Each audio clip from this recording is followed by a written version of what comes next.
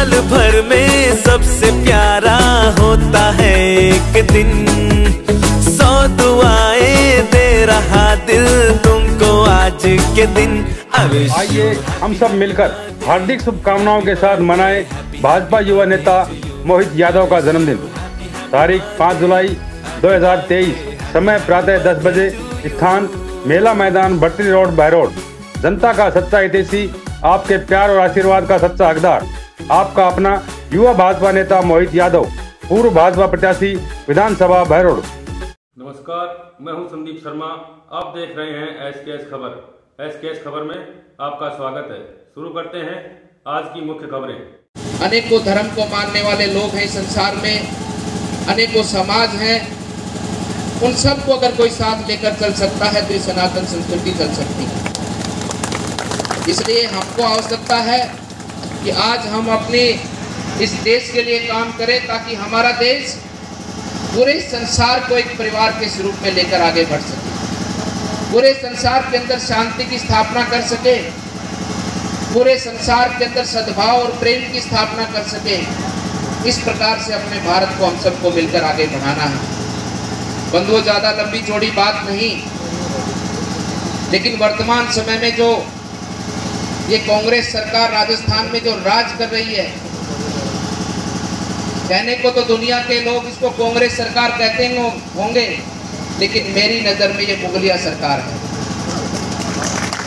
कहने को तो मुख्यमंत्री आवास को सीएम आवास कहते होंगे, लेकिन मेरी नज़र में मुख्यमंत्री आवास नहीं, ये फतवा हाउस है, जहाँ से एक सनातन धर्म के लिए, एक विशेष संप्रदाय को फायदा पहुँचाने के लिए इन पिछले 4.5 वर्षों में अनेकों फतवे जारी हुए।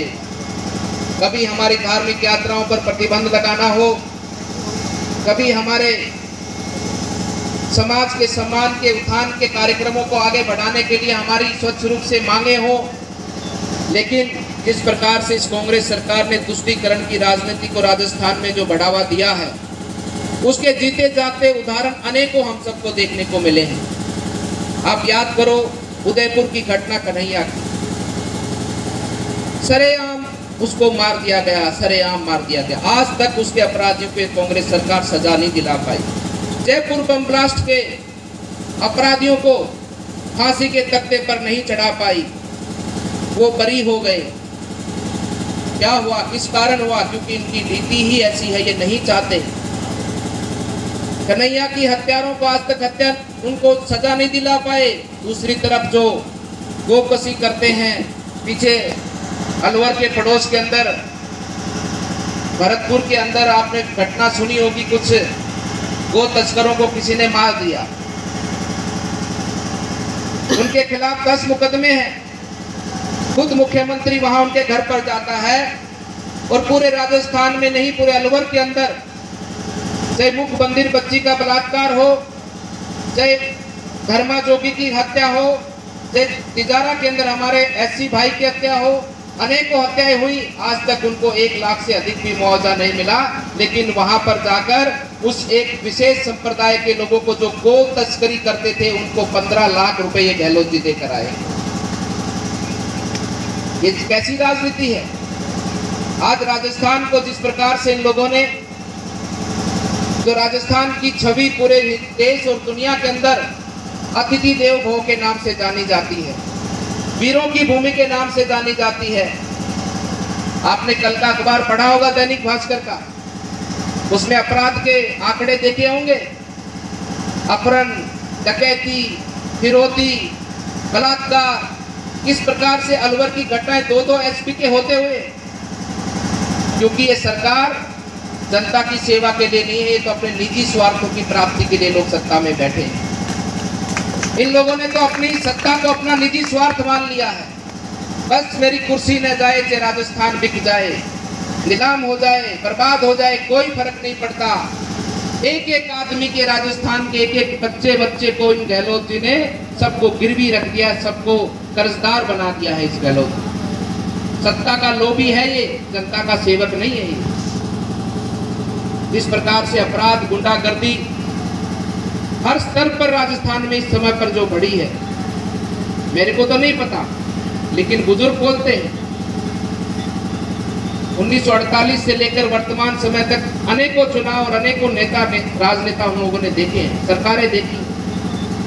उनका कहना है कि ऐसी सरकार हमने कभी नहीं देखी जिसमें इस प्रकार का अपराध और इस प्रकार की लूट मची हो। और मेरी नजर में जो कांग्रेस के लोग, ये राजनीति के लोग जो कांग्रेस के अंदर राजनीति करते, जनता के सेवक नहीं है।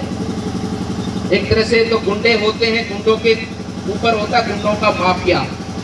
और मेरी नजर में ये जो कांग्रेस के जितने भी नेता हैं, ये वर्तमान समय में वो माफियाओं के भू नेता हैं। सब प्रॉपर्टी की दलाली करते हैं सारे, सब और कुछ नहीं।